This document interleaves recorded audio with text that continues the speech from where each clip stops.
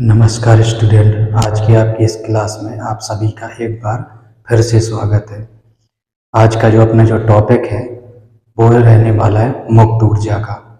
तो आज अपन मुक्त ऊर्जा के बारे में पढ़ेंगे कि मुक्त ऊर्जा यानी कि फ्री एनर्जी होती क्या है, और साथ में ही इसका जो गणितीय व्यंजक होता है वो भी अपन निकालना देखेंगे कि कैसे अपन को इसका गणितीय व्यंजक निकालना है। तो ये भी क्या है, एक ऊष्मागतिक फलन है, जो कि क्या है, एक भौतिक विज्ञानी थे गिब्स। उन्होंने ये इस फ्री एनर्जी को प्रतिपादित किया था।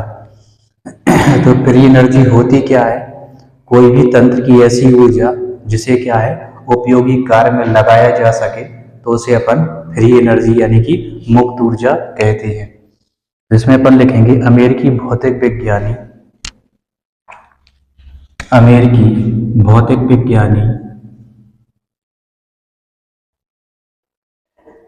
अमेरिकी भौतिक विज्ञानी, अमेरिकी भौतिक विज्ञानी गिब्स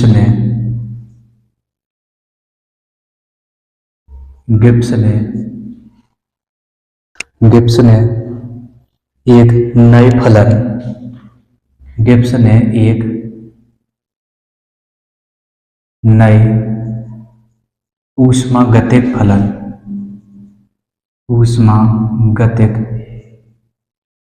फलन, ऊष्मागतिक फलन का प्रतिपादन किया, का प्रतिपादन किया, का प्रतिपादन किया, जिसे जिसे मुक्त ऊर्जा, जिसे मुक्त ऊर्जा, जिसे मुक्त ऊर्जा या गिब्स फ्री एनर्जी, या गिब्स मुक्त ऊर्जा, या गिब्स मुक्त ऊर्जा, या गिब्स फ्री एनर्जी कहते हैं। गिब्स मुक्त ऊर्जा या गिब्स फ्री एनर्जी कहते हैं। इसकी जो परिभाषा है वो कुछ इस प्रकार से हो जाएगी। इसकी जब परिभाषा लिखेंगे, किसी तंत्र से प्राप्त ऊर्जा की परिभाषा,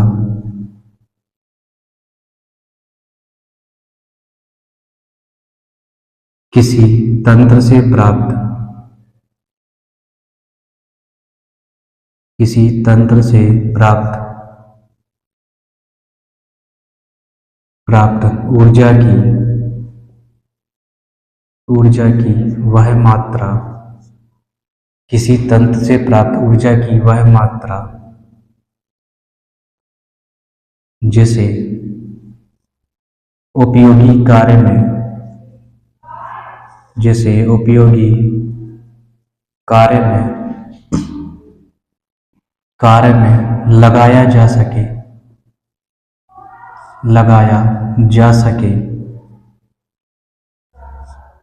उपयोगी कार्य में लगाया जा सके, मुक्त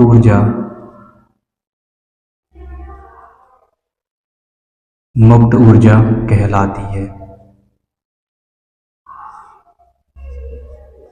मुक्त ऊर्जा कहलाती है। इसे कैपिटल जी से दर्शाया जाता है,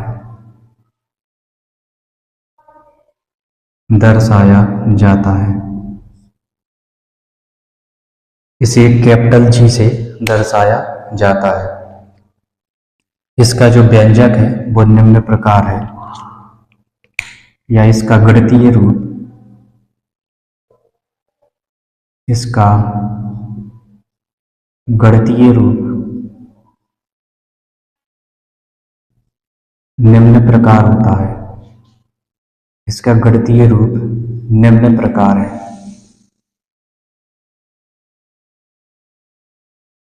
इसका गणितीय रूप निम्न प्रकार है। G बराबर H minus T S. G बराबर H माइनस टी एस, ये इसका गणितीय रूप होता है। ये इसका गणितीय रूप होता है,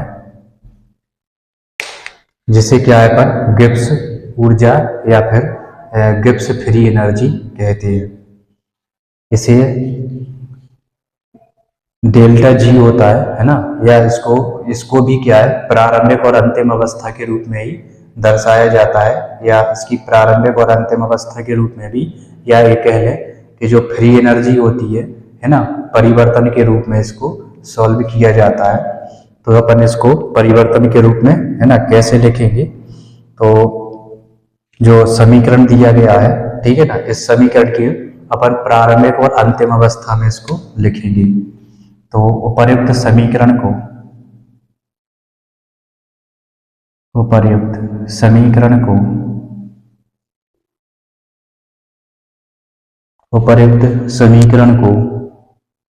स्थिर ताप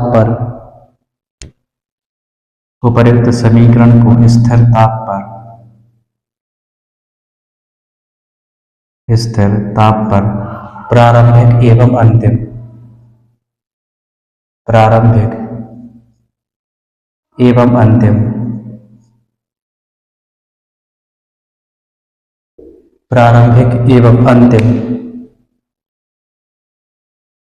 उपर्युक्त समीकरण, यानी कि इस वाले समीकरण को है ना स्थिर ताप पर प्रारंभिक एवं अंतिम अवस्थाओं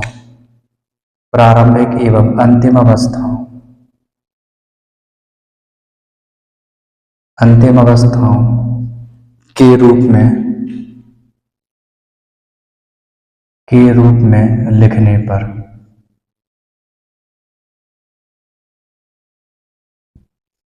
प्रारंभिक और अंतिम अवस्थाओं के रूप में लिखने पर, तो इसको अपन लिखेंगे G1 बराबर H1 माइनस TS1 स्थिर ताप है, तो ताप में अपन ये नहीं लिखेंगे अपन। इसी प्रकार इसको लिखेंगे G2 बराबर H2 और माइनस TS2। अपन को पता है कि डेल्टा G बराबर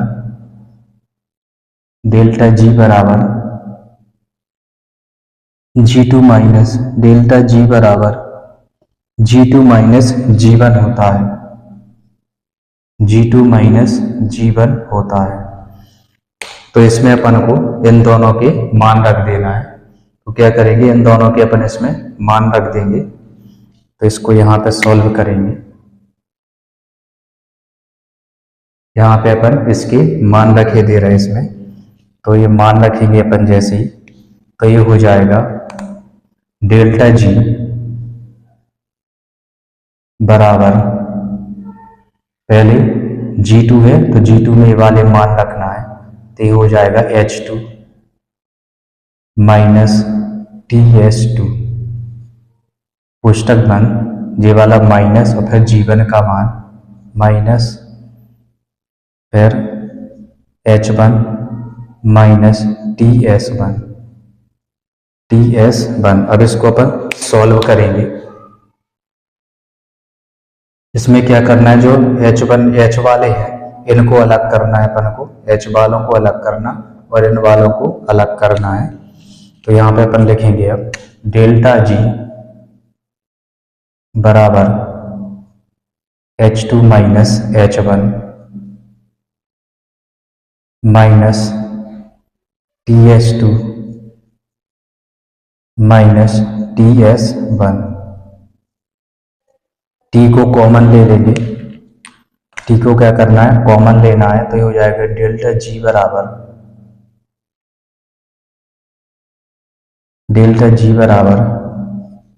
H2 minus H1 minus T को कॉमन ले लो, तो T कॉमन हो जाएगा और इसमें कर दो H2 माइनस S1 अंतिम अवस्था प्रारंभिक अवस्था। तो यहाँ पे इसको लिख देंगे अपन डेल्टा जी बराबर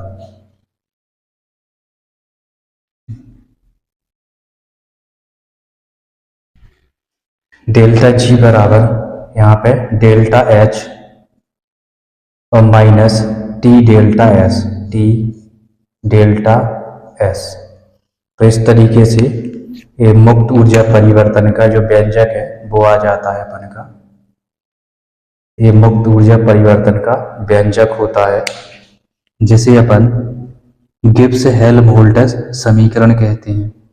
इस समीकरण को अपन गिब्स हेल्महोल्ट्ज़ समीकरण कहते हैं। ये जो समीकरण आया है ना, तो इस समीकरण को अपन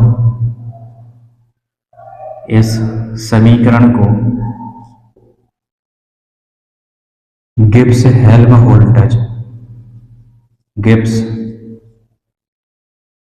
हेल्महोल्ट्ज़ समीकरण कहते हैं। गिब्स हेल्महोल्ट्ज़ समीकरण कहते हैं। गिब्स हेल्महोल्ट्ज़ समीकरण कहते हैं।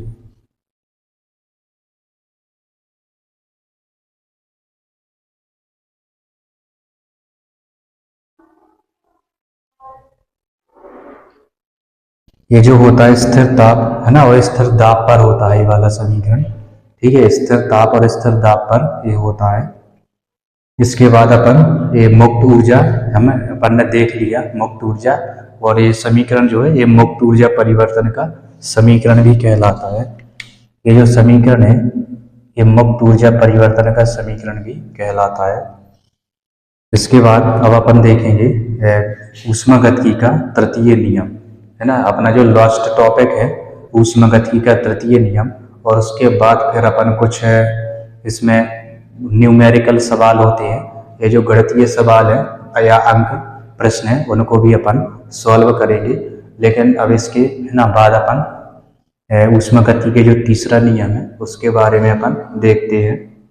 उसके कुछ वैज्ञानिकों द्वारा कथन दिए गए हैं वो अपन देखेंगे, और उसके बाद फिर अपन करेंगे कुछ अंकित प्रश्न। ये जो जी है ना, ये गिब्स एनर्जी है या फ्री एनर्जी। एच होता है एंथैल्पी, ये तंत्र की एंथैल्पी है, और एस क्या है, ये तंत्र की एंट्रोपी होती है, और ये टी क्या होता है, तापक्रम होता है। ऊष्मागतिकी की जो पहला और जो दूसरा नियम था, ठीक है ना, उसके द्वारा जो है अपन, ठीक है ना, जो एंट्रोपी परिवर्तन होता है उसके जो तापीय आंकड़ों को, ठीक है ना, उस नियम के द्वारा, ठीक है ना, ज्ञात नहीं कर सकते हैं। जो ऊष्मागतिकी की जो पहले और दूसरे नियम थे, ठीक है, उन नियमों के द्वारा जो एंट्रोपी परिवर्तन है कि जो केवल जो तापीय आंकड़े होते हैं उनको क्या है ना, अपन नहीं प्रदर्शित कर सकते थे या नहीं ज्ञात कर सकते थे। ठीक है ना, तो इसके लिए क्या है, एक ऊष्मागतिकी का तीसरा नियम प्रस्तुत किया गया। ठीक है ना, उनसे क्या है, अपन केवल तापीय आंकड़े ही है ना ज्ञात कर सकते थे। इसमें अपन लिखे सभी पूर्णतः क्रिस्टलीय। इसमें जो पहला कथन है सभी पूर्णतः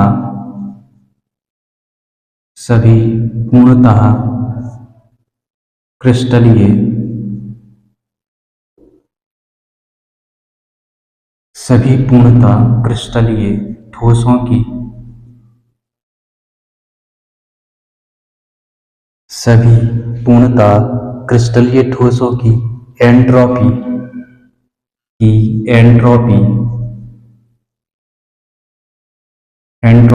परम शून्य तापमान पर, परम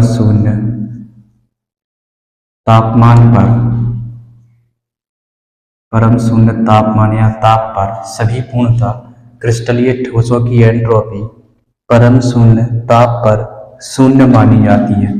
परम शून्य ताप पर शून्य मानी जा सकती है।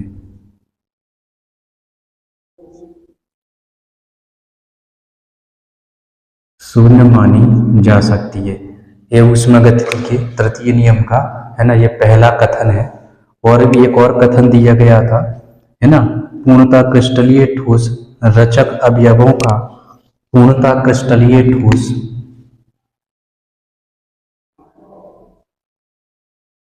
पूर्णतः क्रिस्टलीय ठोस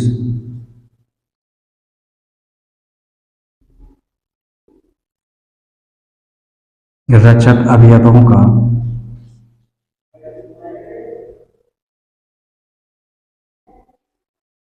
पूर्णतः क्रिस्टलीय ठोस रचक अवयवों का शुद्ध और पूर्ण क्रम रखते हैं। अवयवों का शुद्ध एवं पूर्ण क्रम, शुद्ध एवं पूर्ण क्रम रखते हैं।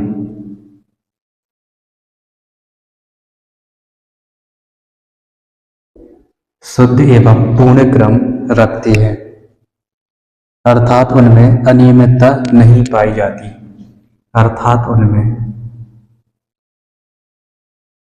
अर्थात उनमें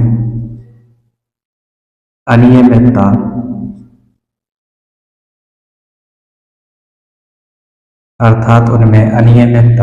नहीं पाई जाती।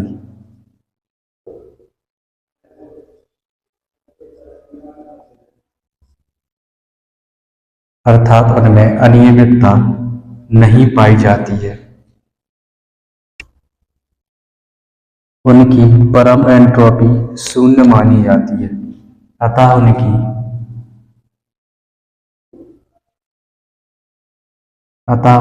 परम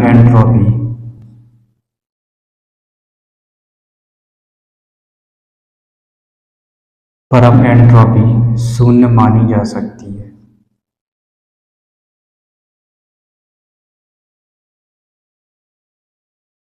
शून्य मानी जा सकती है, एंट्रोपी शून्य मानी जा सकती है।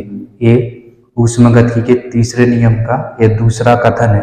इसके बाद एक और कथन दिया गया था, है ना, लुईस और रेंडल ने एक और, है ना, इसमें ऊष्मागतिकी का एक और कथन दिया था, सभी पदार्थों की निश्चित एंट्रोपी होती है। तो इसमें बताया था हमने, जितने भी पदार्थ होते हैं, है ना, सभी पदार्थों की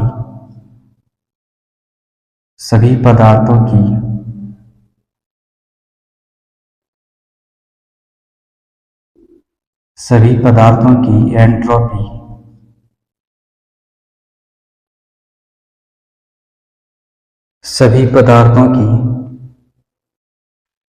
निश्चित एंट्रोपी होती है। सभी पदार्थों की निश्चित एंट्रोपी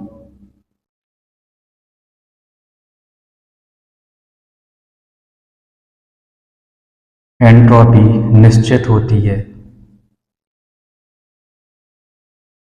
सभी पदार्थों की एंट्रोपी निश्चित होती है, परंतु परम शून्य ताप पर परम शून्य ताप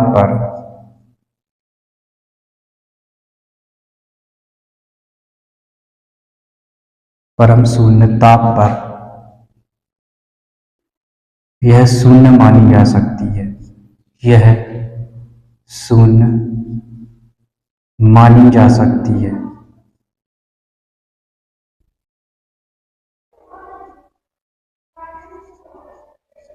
एंट्रोपी शून्य मानी जा सकती है। पूर्ण क्रिस्टलीय पदार्थों के लिए एंट्रोपी पूर्ण क्रिस्टलीय पदार्थों के लिए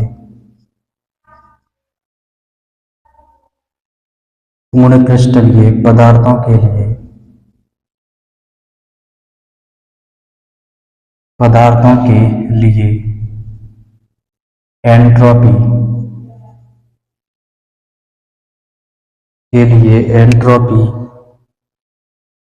परम शून्य ताप पर शून्य होती है। एंट्रोपी परम शून्य ताप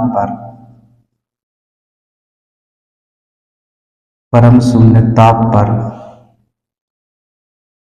शून्य होती है।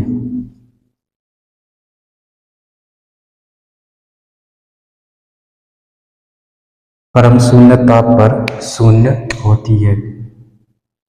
ये ऊष्मागतिकी के तृतीय नियम के कुछ कथन थे, ठीक है ना। और तीनों कथनों का जो मतलब है या जो सार है वो एक ही है, ठीक है ना, कि पूर्ण जो क्रिस्टल होते हैं या क्रिस्टलीय जो पदार्थ होते हैं, ठीक है ना, तो उनकी क्या है, परम शून्य तापमान पर जो उनकी जो एंट्रोपी है ना, वो शून्य मानी जा सकती है। क्योंकि जो एंट्रोपी होती है उनमें क्या अनियमितता पाई जाती है। जैसे टेम्परेचर बढ़ता है, ठीक है ना, पदार्थ का टेम्परेचर बढ़ते हैं तो जो मॉलिक्यूल होते हैं वो इधर उधर भागने लगते हैं, यानी कि उनमें जो गतिज ऊर्जा है वो ज़्यादा हो जाती है, वही उसकी अनियमितता होती है, और इससे क्या होते हैं वो यहाँ वहाँ भागने लगते हैं।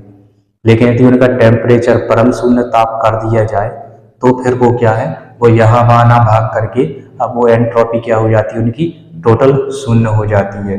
तो तीनों कथनों का मतलब वही है, थोड़ा बहुत अंतर है, बाकी उसका जो सार है वो उसमें यही कहा गया है। तो इस तरीके से अपन ने ऊष्मागति का जो तीसरा नियम है वो अपन ने कंप्लीट कर लिया है। अब इस पाठ से संबंधित कुछ न्यूमेरिकल सवाल है वो अपन देखेंगे, ठीक है ना, एक एक करके अपन न्यूमेरिकल सवाल देखेंगे।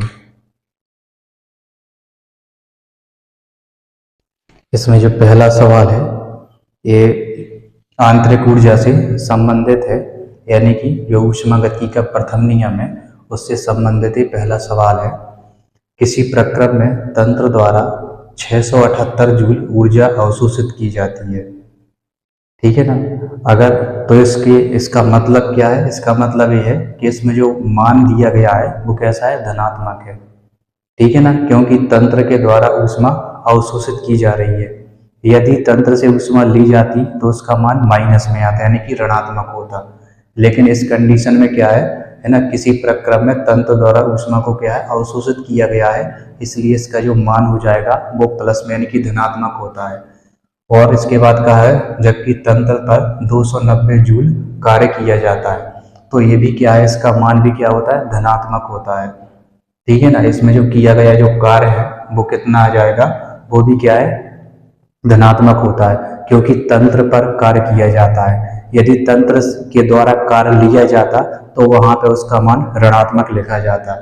तो इस सवाल पे मैं अपन को स्पष्ट नहीं दिया जाएगा कि मान प्लस में है कि माइनस में, ये अपने ऊपर डिपेंड है। अपन ही को ये समझना पड़ेगा कि तंत्र से कार्य किया जा रहा है या तंत्र पर कार्य किया जा रहा है। यदि तंत्र पर कार्य किया जाता है तो अपन चीजें धनात्मक लेते हैं, मान धनात्मक। यदि तंत्र के द्वारा कार्य किया जाए या तंत्र से ऊष्मा ली जाए तो फिर उनके मान क्या हो जाते हैं, ऋणात्मक हो जाते हैं। लेकिन यहाँ पे इस सवाल में दोनों के मान क्या होते हैं, धनात्मक होते हैं। तो यहाँ पे अपन लिखेंगे अवशोषित ऊष्मा या तंत्र द्वारा अवशोषित ऊष्मा, अवशोषित ऊष्मा, तंत्र द्वारा अवशोषित ऊष्मा, यानी कि Q बराबर इसका जो मान है प्लस में है 678 जूल। जो अवशोषित ऊष्मा है वो होती है प्लस में 678 जूल, जबकि तंत्र पर है ना 290 जूल कार्य किया जाता है। तो यहाँ पे तंत्र पर किया गया कार्य, तो यहाँ पे लिख दो किया गया कार्य, किया गया कार्य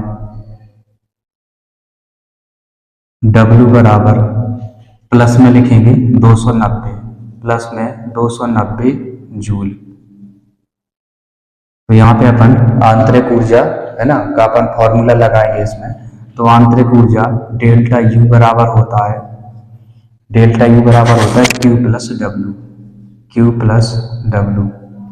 ये क्या होता है, ऊष्मागतिकी का प्रथम नियम होता है, डेल्टा U बराबर Q प्लस डब्ल्यू। तो इसमें दोनों के मान रख देंगे तो ये हो जाएगा डेल्टा U बराबर Q का मान है 678, W का मान है 290, दोनों को जोड़ देंगे तो ये आ जाएगा 8, 14, 15, 16, 6 और 3 9, 968 है ना, U है ना 968 जूल आ जाएगा, 968 जूल। ये आपका आंसर हो जाता है। एक छोटा सा सवाल था, ठीक है ना, इसका जो मान है वो 668 जूल आ जाता है। कुछ नहीं है इसमें, बस इतना देखना है कि जो मान है अपन को धनात्मक लेना है कि ऋणात्मक लेना है। यदि अपन प्लस माइनस का इसमें अंतर हो जाता है तो अपना सवाल गलत हो जाएगा। ठीक है, तो इस चीज का अपन को ध्यान रखना है। इसके बाद अपन कुछ और यानी कि दूसरा देखेंगे अपन अंकित प्रश्न। ये वाला जो सवाल है ये अपना एंट्रोपी परिवर्तन से संबंधित है। ये वाला जो सवाल है, ठीक है ना, एंट्रोपी परिवर्तन से संबंधित है। यदि एक मोल आदर्श गैस 25 आदर्श गैस वो गैस है जो कि क्या है, अभी अपन राउल्ट का नियम पढ़ेंगे, ठीक है ना, जो कि इसके बाद आदर्श गैस, एक आदर्श गैस समीकरण है। इसके पहले की वीडियो में अपन उसके बारे में चर्चा कर सके, पीवी बराबर एनआरटी, ठीक है ना। तो जो आदर्श गैस है कोई 25 डिग्री सेंटीग्रेड पर प्रारंभिक आयतन, जो टेम्परेचर है इसका 25 डिग्री सेंटीग्रेड है, तो इसका जो प्रारंभ में जो आयतन है वो 2 लीटर है, और उसके बाद है ना इसका जो आयतन है वो 20 लीटर हो जाता है। मतलब उसमें प्रसार होकर के यानी कि आयतन क्या है बढ़ करके ये 20 लीटर हो जाता है। तो इसमें अपन को एंट्रोपी परिवर्तन बताना है। इसमें अपन को एंट्रोपी परिवर्तन बताना है। तो यहाँ पे अपन लिखेंगे जो गैस है या आदर्श गैस है इसका प्रारंभिक आयतन, तो इसका अपन लिखेंगे प्रारंभिक आयतन, प्रारंभिक आयतन V1 बराबर 2 लीटर। इसके बाद लिखेंगे अपन अंतिम आयतन V2 बराबर 20 लीटर।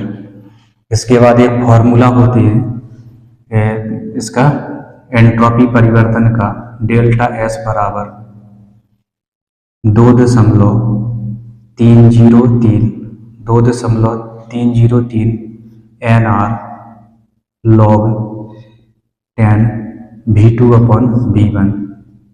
ये फॉर्मूला अपन को याद रखना है। डेल्टा S बराबर 2.303 NR log 10 upon V2 upon V1। इसमें अपन मान रख देंगे सभी के, तो ये हो जाएगा डेल्टा S बराबर 2.303 गुणा n, n का मतलब है मोल।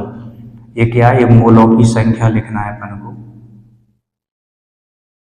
क्योंकि एक मोल दिया गया अपन को, तो यहाँ पे लिख देंगे 1 गुणा में log 10, log 10 का मान होता है 1। ये log, इसके बाद r का मान रखना, r क्या है, ये गैस कांस्टेंट है, गैस कांस्टेंट,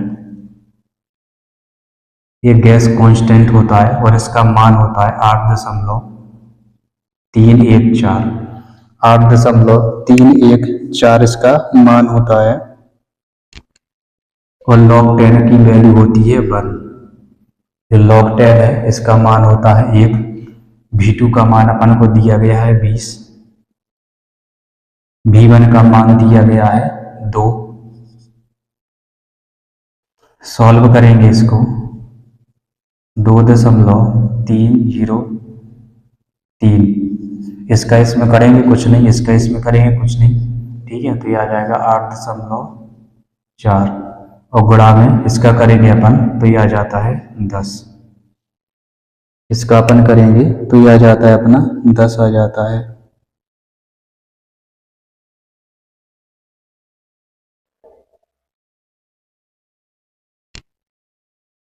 ये 10 आ जाएगा तो log 10 का मान 1 होता है। यहाँ पे अपन log लिख ही रहने दें, पहले इसको अपन log ही लिखा रहने दें, log 20/2, ठीक है। इसके बाद जब इसको अपन करेंगे, इसको सॉल्व करेंगे तो ये आ जाएगा log 10, ठीक है ना। इसका जो मान है वो आ जाएगा log 10, और log 10 की वैल्यू होती है 1, ठीक है। log इसका इसमें अपन गुणा करेंगे, है ना, तो 1 है तो 1 ही आ जाएगा, इस जो कहते हो। और log 10 इसकी वैल्यू होती है 1, log 10 है ना, इसके सॉल्व करेंगे तो 10 आ जाएगा ये, ठीक है। इसको काट देंगे तो ये 10 आ जाएगा, और log 10 की वैल्यू 1 होती है। इसका अपन को गुणा करना है तो डेल्टा S बराबर ये आ जाएगा, यानी कि 8 दूनी 16। यदि अपन इसको पूरा 9 मान लें, है ना, तो 9 दूनी 18, इसके बाद कुछ जे भी है ना, तो 19 के समथिंग इसका आंसर आ रहा है। तो इसका आएगा 19.15। इसका जो आंसर आएगा वो आएगा 19.15। 19.15 जूल प्रति मोल प्रति केल्विन। जूल प्रति मोल, जूल प्रति मोल प्रति केल्विन, ये इसका मान होता है प्रति केल्विन। 19.15 जूल प्रति मोल प्रति केल्विन।